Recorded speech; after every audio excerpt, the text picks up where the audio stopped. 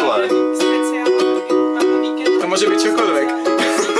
No jasně, no bajo.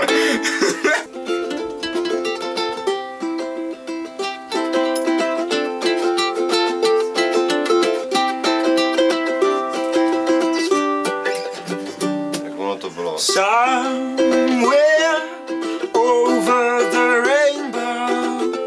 Nevím text,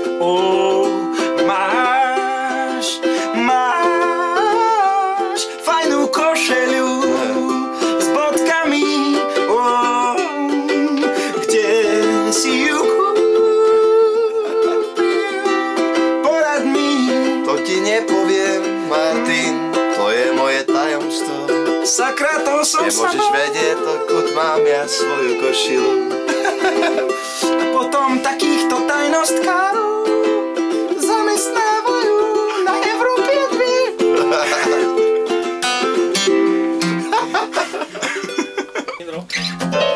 Je to slyšet, jo? Ty jsi jazzman? Ještě. Od přirozeně. Tak teď. No. Tak začni. Začni. Začni tento úvod, veď ty si moderátor. Tak dobré, tak člověk začne. No už začni. Prišiel Martin... No už začni. Ešte raz, neboj sa, dajú na Silvestra. Zdravíme všetky posluchače Európy 2. Prišiel Martin... Jo, Európy 2. Takže jsem řekl slovensky, no. Tak já budu zpívat česky, dobře, já budu zpívat česky, jo. Tak jo. Ešte raz.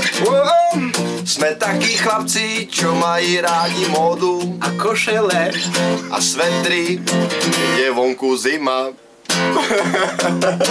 A preto vám Ty vole. teraz zo srdca prajeme krásne, šťastné a veselé Velikonoce.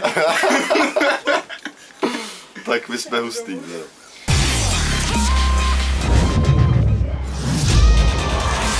Maximum muzyky.